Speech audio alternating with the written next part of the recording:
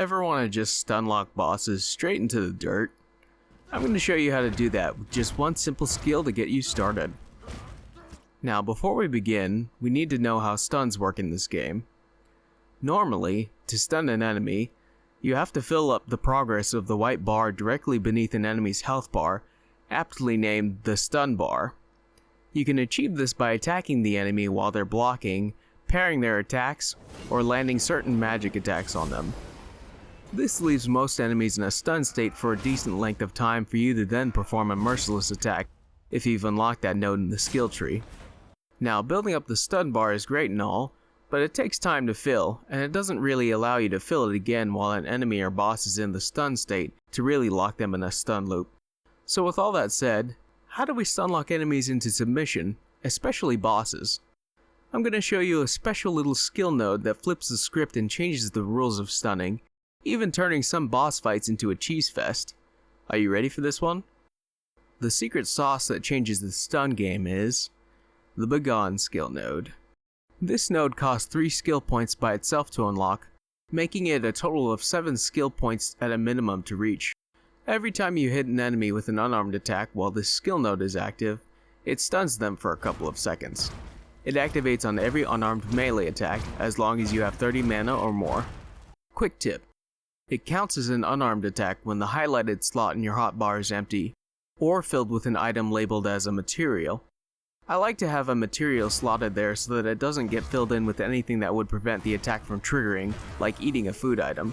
I had to get food poisoning from one too many raw pieces of meat to eventually learn that lesson. Now, the stun that this skill node inflicts works a little differently from the stun that fills the stun bar. Firstly, this attack does not contribute to the progress of the stun bar at all, and the duration of the stun is much shorter than if you were to stun enemies by filling said stun bar. That being said, having a stun on demand is still quite useful, especially against bosses, with you even being able to lock a decent number of them into a stun loop. Let's get into which of the bosses you can absolutely devastate with this skill. The bosses that this works on include the Fell Thunderbrute. This skill is S+ tier against this enemy and turns the fight into a joke.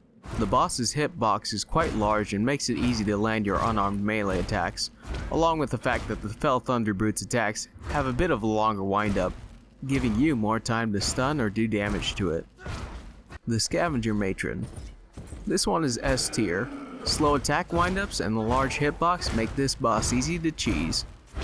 The Fell Critterqueen. The Beetle Matriarch also gets an S tier rating for this skill. It having a larger hitbox and slower attacks like the last boss makes this mother bugger a pretty easy fight. The Fell Monstrosity.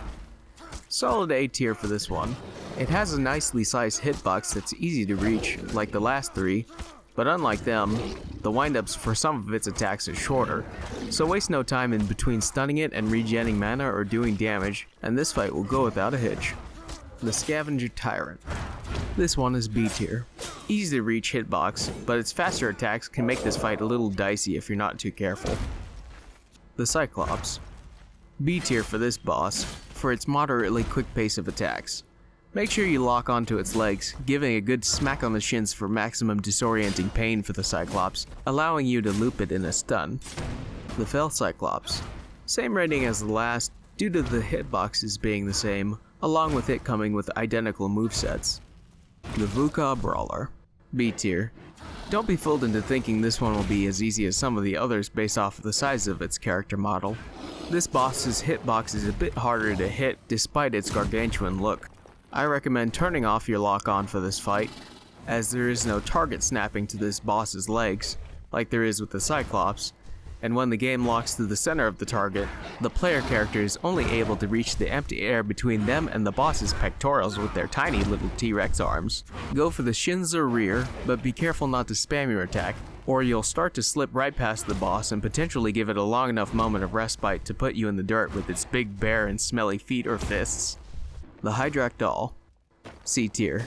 This boss has similar issues to the last one, with the lock-on targeting rendering your unarmed punches nearly useless until the right moment, with you swinging at the space between its legs most of the time.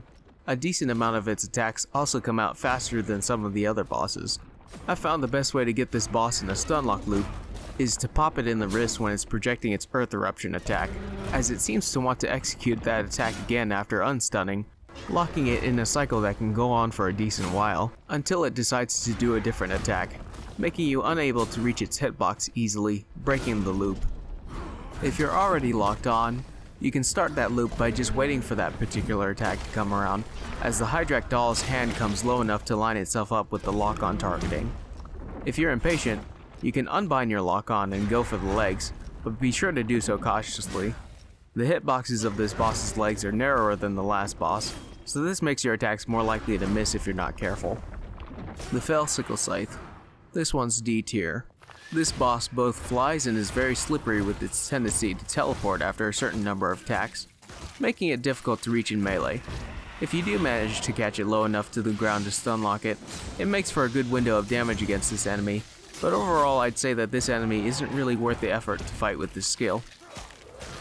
Now, the Begone melee unarmed stun does not work on the Fell Wispwyvern. This boss is F tier, since it's immune to the stuns of your magic punches. You'll have to fight this one normally. The Fell Dragon Youngling. Same as the last. You can fill its stun bar normally with stun arrows or parries, but while it's down, punching it with the Begone skill seems to have no effect. The Hollow Cyclops. Why the Hollow Cyclops is the exception to the rule of the rest of the Cyclops being stunned is a mystery, as it's not as though every other Hollow enemy is immune to this skill stun. But Tutor, I can only punch the boss a few times without running out of mana, so I can't keep the boss's stun lock forever. It's extremely convenient and coincidental that you brought that up, because in this next section, we're covering the answer to keeping enemies stun locked without running out of mana early. Firstly though, if you like weird mechanics and interactions like this, consider subscribing to the channel if you're not already for more. I've got more videos like this planned for the future, and I really appreciate the support this channel has gotten so far. Without any mana, you won't be able to keep any of these bosses stun locked for long, so let's go over some ways you can keep your mana filled up so you can continue swinging away. Starting from nothing, with 0 stat boosts from any additional equipment or flame upgrades, you'll only have about 4 punches before you gas out of mana. You can increase that amount by equipping armor and rings that boost the mana stat, but I recommend focusing first on ways to quickly regen mana. Having a bigger bar might allow you to punch a couple more times, but you will still run out of punches eventually, so that's why replenishing your mana might be more useful here. Since of course, if you run out of mana you can't keep stunlocking the bosses, and you'll die. And as everyone knows, if you die in the game, you die in real life. So, let's look at some ways to regen our mana, so that doesn't happen.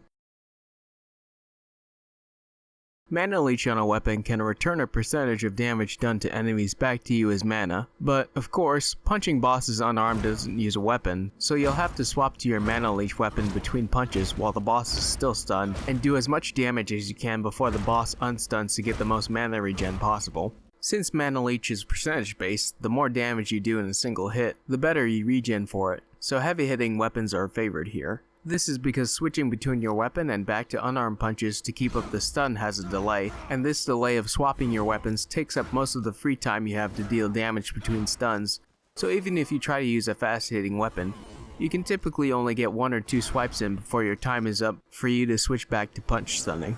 That means it's better to use a heavy hitting weapon and get one big attack with a higher damage percentage instead, as it gives you a bigger return on mana. These weapons, however, don't really give you a big enough of a return, as every hit is not going to quite give you enough of the mana you might need to keep punching forever. So, since most players aren't going to get the biggest benefit out of using Mana Leech weapons to regen mana, it's a nice additional option to help bolster your punching stun strat, but I wouldn't rely on it as the only source of mana regen, because you'll still eventually run out of mana using most weapons with this enhancement. With that said, a more reliable option is mana regen equipment. Unlike how you'd have to find a heavy weapon with Mana Leech on it through the luck of RNG, you have more control over getting good mana regen equipment because you'll always be able to craft the exact pieces of armor you need once you have the right materials. Mana regen rings, which can be found in the world, do require RNG to get, but they're nice to have because once you do find them, the stats are fixed. Some armor pieces can be found in the world with mana regen, but most are craftable. So probably the easiest and single most important thing you can do for mana regen is craft a piece of armor that reduces the delay of the mana regen timer. The earliest instance you'll get is the Magician set boots, which reduce the delay for when your mana starts to regen from a half second to 0.2 seconds. It also comes with plus 12 mana regeneration, which helps. When it comes to the mana regeneration stat itself, you'll ideally want more than 65 points of it added up.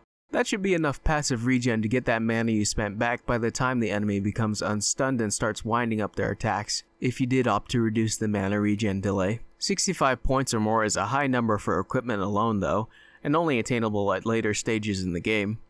You can alleviate this problem with a couple of foods that regenerate mana, like the Kala Luna soup, giving you 6+ mana regen for 40 minutes, or the Yellow Glow soup, giving you plus 10 for 50 minutes for a temporary boost. The Candied Ginger consumable suite, however, gives you a whopping plus 48 mana regeneration, albeit for a shorter time span without the skill node that increases the duration of sweet food buffs by 50%. The catch the Candied Ginger comes with is that the plant that it's grown from is only found in the Veilwater Basin region of the map, so by the time you'll be able to make that recipe, you'll have beaten most of the bosses besides the Hydrak'dal. For early to middle stages of the game, I recommend adding a Mana Leech Weapon to the mix, or this next method of mana regen that we're about to go over. It probably comes as no surprise that mana potions just can't be beat when it comes to quickly and reliably replenishing lost mana. So long as you're engaging with the farming mechanics in Enshrouded, they're the most consistent throughout every stage of the game when it comes to regaining mana outside of equipped items, making them the most accessible source for mana regen, especially in early game, out of all the options we went over. The best way to use these is to keep them in your hotbar, so that you can quickly consume one between attacks as to not give the enemy a moment to breathe. I'd also like to mention that if you have a consumable equipped to your hotbar, instead of scrolling all the way to it and swapping off your weapon or unarmed slot, you can just quickly press the number that the slot with the consumable correlates to slurp down that potion the moment you need it. Not only is doing this faster than scrolling, but it doesn't make the potion slot your active one like scrolling would, so your character will immediately jump back to using their last active slot, which will either be one with your weapon for damage and potentially mana leech as well, or your unarmed/material slot so you can continue your stun. Be careful to keep an eye on how many potions you have left though, as if you press its assigned slot number when you've already ran out, you will instead swap to the slot, potentially messing up the flow of switching to your weapon if you decide to use one. Pairing this with a larger mana pool from equipment will allow you to swing away for longer periods between consuming potions, so it's worth considering upping the mana stat if you can fit it into your build. Now that you decided on a method to keep your mana flowing so you can keep the punches rolling, you might be noticing that your arms feel a bit like wet noodles. Despite it being fun to keep a boss monster's head permanently spinning by spamming unarmed attacks against it, the damage these unarmed attacks do is pretty abysmal, even when paired with armor pieces that boost unarmed melee damage, so we're gonna need to pair this with a weapon if we want this to be practical at all.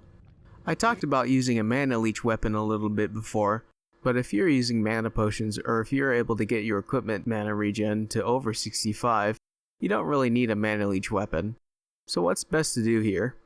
Like I mentioned in the mana leech section, you'll want to weave in weapon attacks between unarmed punches to keep your Stunlock active and do as much damage as you can.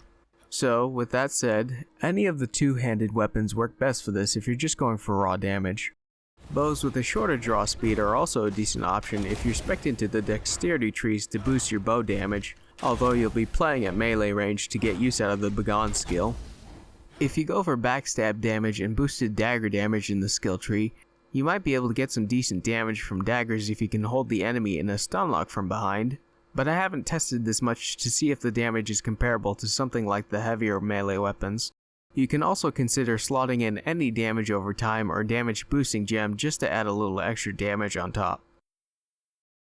Now you might be wondering, if the stuns from unarmed punches don't stack with stuns that build your stun bar on bosses, couldn't you just weave in stun bar filling attacks between your unarmed punches to build up both types of stun? While that will do a bit of damage and build up extra stun on enemies, the duration of the stun for bosses in particular doesn't last a whole lot longer than the stun of the punch itself, So in the case of bosses, you're probably better off doing damage instead of focusing on filling the stun bar if you want to defeat them faster.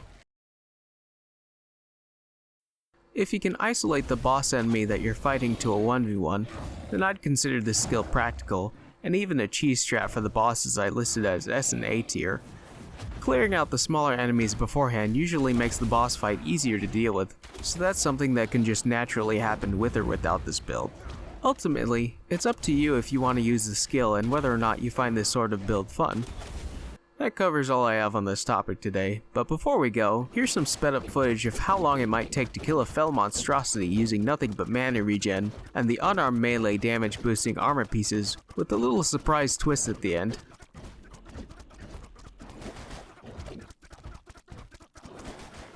While you're here, I just want to say thank you so much for tuning in. Make sure to like the video if you found it interesting, and subscribe if you aren't already. Every little bit of support helps a ton, and I'm excited to put out even more videos in the future. Finally, what do you think about being able to stunlock bosses? Would this be a build you see yourself using? Let me know what you think in the comments below, and I'll catch you in the next one.